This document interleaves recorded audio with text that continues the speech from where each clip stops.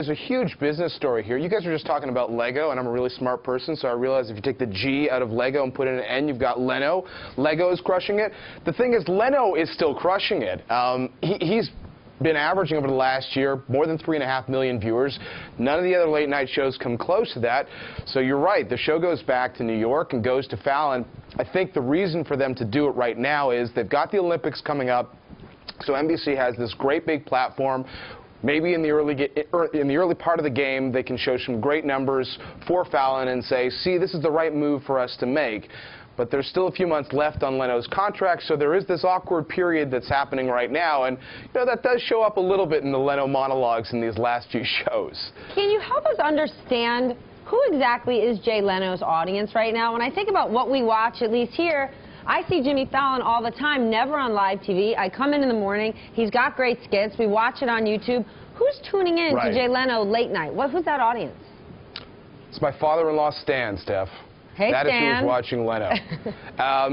You know, and I don't know what he's going to do. I don't know if he's going to watch Fallon. And you're absolutely right. I mean, what Jimmy Fallon has is this ability to be part of the social conversation, to have video views that are great, and maybe that generates some advertising for them. But, I mean, you're talking about a franchise that, as of a couple of years ago, was, I think, bringing in close to $150 million a year in advertising revenue. And so the NBC brass really has to make sure that those advertisers are comfortable with this transition. I think one of the ways they've been positioning it is to say, look, the younger audience is the one that we do covet ultimately, and if we make this transition now, maybe it will be a better way to go. But, you know, that is a fair question. The average viewer for Leno is, you know, around 58, same for Letterman. Well, but the average viewer for Fallon today is 52-something. It's really not that much younger. Yeah, which, well, quite honestly, you know, John, surprised me.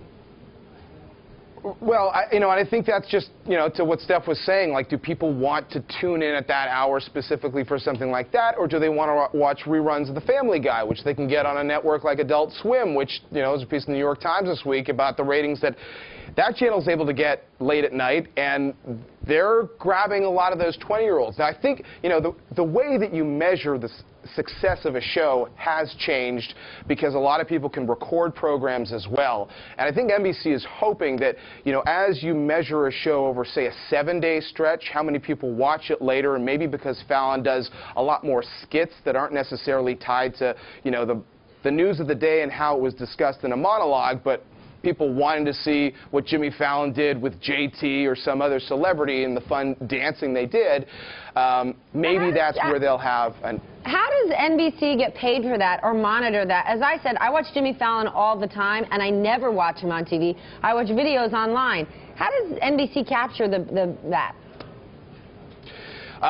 They're still figuring it out. I mean, you know, if they're going to post those videos, I mean, beyond YouTube, if they're going to post those videos on their own site, that is a new source of advertising revenue for them beyond what they're going to get if you're watching TV, you know, the broadcast right there. I think that there is obviously going to be sort of an advertising opportunity for people who are watching recorded programming, but that's still very early days.